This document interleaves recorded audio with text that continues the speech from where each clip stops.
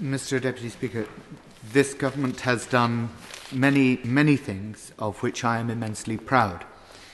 It has done nothing of which I am more ashamed than its handling of and prevarication over Equitable Life. The problem with Equitable Life was always to balance speed with fairness and to ensure that the scope of compensation was correct. The Honourable Member for Fareham, who spoke for the opposition, was correct in criticising the government's failure to adequately grasp the urgency with which the government ought to have responded to the Ombudsman's report in July 2008. The government amendment today states that the establishment of an ex gratia scheme and the terms of reference given to Sir John Chadwick were a rational response to the Ombudsman's report. How weak. They were a rational response. They were not appropriate. They were not sympathetic. They were not moral.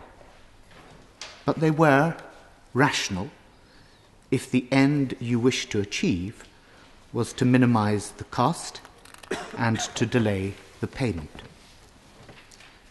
Rationality is always important and indeed necessary. It is scarcely ever sufficient in matters of public policy. In 2002, I believe I spoke in the first debate on Equitable Life and urged then swift action.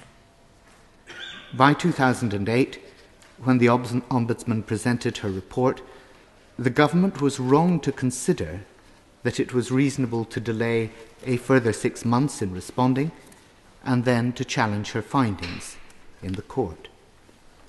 The government acted as if it believed the clock started when the Ombudsman produced her report in July 2008. In fact, for policyholders, the clock had started in 2001. It has now been running for 9 years, and during that period, many policyholders, the Treasury advises some 40,000, have now died. The government has suggested in its amendment that there is a strong case for policyholders who have passed away to be included. It is, of course, right that the estates of the deceased should benefit. It is, though, of little comfort to those who each month draw closer to the end of their lives without the financial means for which they had prudently planned and saved. The Honourable Member for Fareham has indicated today that he accepts that, in his words, we are where we are, and that an incoming Conservative government would now accept and continue with the Sir John Chadwick process. Insofar as that is the case, the opposition motion as it stands I find somewhat confused, since it refers to implementing the Ombudsman's recommendation. Now, I asked the Honourable Gentleman earlier to clarify this confusion by indicating whether his party intended to do anything in addition to Chadwick. That is, to implement perhaps elements of the Ombudsman's recommendations on top of Chadwick, and if so, what the timetable for that would be. The answer I received was that it would be Chadwick, and it would be early in the life of the next government. This, then, it strikes me, is actually the common position of both the government and the official opposition.